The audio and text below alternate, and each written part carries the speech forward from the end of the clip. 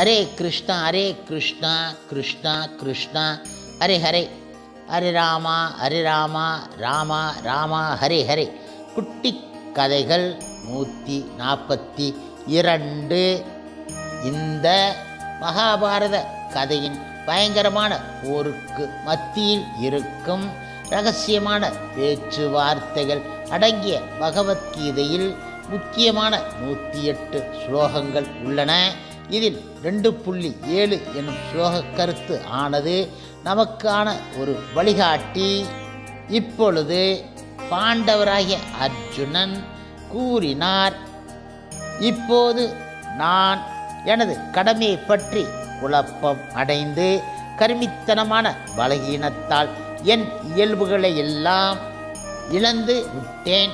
இந்த நிலையில் எனக்கு நல்லது எது என நிச்சயமாக கூறும்படி முழுமுதற் கடவுள் மற்றும் பரம புருஷ பகவான் கிருஷ்ணராகிய உம்மை கேட்டுக்கொள்கின்றேன். இப்போது உம்மிடம் சரண் அடைந்த சீடன் நான், அருள் கூர்ந்து எனக்கு அறிவுரை கூறுவீராக.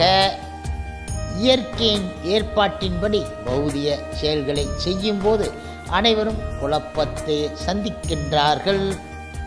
ஒவ்வொரு அடியிலும் குழப்பங்கள் உள்ளன. எனவே அங்கீகாரம் பெற்ற ஆன்மீக குருவை அணுக வேண்டும் என வலியுறுத்தப்படுகின்றது. வாழ்வின் பலனை நிறைவேற்றுவதற்கு அவர் வழிகாட்டுவார். நமது விருப்பம் இல்லாமலேயே வாழ்வில் குழப்பங்கள் வருகின்றன. அவற்றில் இருந்து விடுபட அங்கீகரிக்கப்பட்ட ஆன்மீக குருவை அணுகுமாறு எல்லா வேத இலக்கியங்களும் நம்மை அறிவுறுத்துகின்றன. இத்தகு குழப்பங்கள் காட்டு தீயை போன்று யாராலும் பற்ற வைக்கப்படாத போதிலும் கொழுந்துவிட்டு எரிகின்றன. குழப்பங்களை நாம் விரும்பாத போதிலும் வாழ்வின் குழப்பங்கள் தானாக தோன்றுகின்றன. இதுவே உலக இயல்பு. எவரும் தீயை விரும்ப கிடையாது. இருந்தும் நெருப்பு தோன்றுகிறது, அதனால் குழப்பமும் உண்டாகின்றது. அதுபோன்றே வாழ்வின் குழப்பங்களை நாம் விரும்பாமலேயே தானாக தோன்றுகின்றன. எனவேதான் வாழ்வின் குழப்பங்களை தீர்ப்பதற்கும் தீர்வின் விஞ்ஞானத்தை புரிந்து கொள்வதற்கும் சீட பரம்பரையில் வரும் ஆன்மீக குருவை அணுக வேண்டும் என வேதங்கள் நமக்கு அறிவுரை கூறுகின்றன. அங்கீகரிக்கப்பட்ட ஆன்மீக குருவை உடையவர் அனைத்தும் அறிந்தவராக இருப்பார். எனவே உலக குழப்பங்களிலே தொடர்ந்து இருக்காமல் ஆன்மீக குருவை அணுக வேண்டும். இதுவே இந்த பதத்தின் பொருளாகும். பௌதிக குழப்பங்கள் உடன் வாழும் மனிதன் யார்? வாழ்வின் பிரச்சனைகளை புரிந்து கொள்ளாதவனே அவ்வாறு இருப்பான். பிருகத் ஆரண்ய உபநிஷத்தில் 3.8.10 குழம்பிய மனிதன் கிருப்பன பின்வருமாறு விளக்கப்படுகின்றான். ஓ மனிதனாக பிறந்த போதிலும் வாழ்வின் பிரச்சனைகளை தீர்க்காமல் தன்னை உணரும் விஞ்ஞானத்தை கற்காமல் நாய்களையும் பூனைகளையும் போல் உலகை விட்டுவிட்டு செல்லும் மனிதன் கருமி ஆவான். வாழ்வின் பிரச்சனைகளை தீர்ப்பதற்காக இந்த மனித பிறவியை பயன்படுத்தி கொள்பவனுக்கு இது மாபெரும் வரம் ஆகும். எனவே இந்த வாய்ப்பினை ஒழுங்காக பயன்படுத்தாதவன் கருமி என அறியப்படுகின்றான்.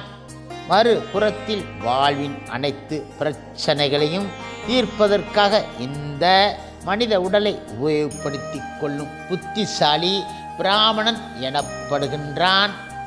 குடும்பம், சமூகம், தேசம் போன்றவற்றின் மீது பௌதிக வாழ்வின் அடிப்படையில் அளவற்ற பற்று கொண்டு இருப்பதால் கிருப்பனர் என்னும் கருமிகள் தங்கள் நேரத்தை வீண் அடிக்கின்றார்கள்.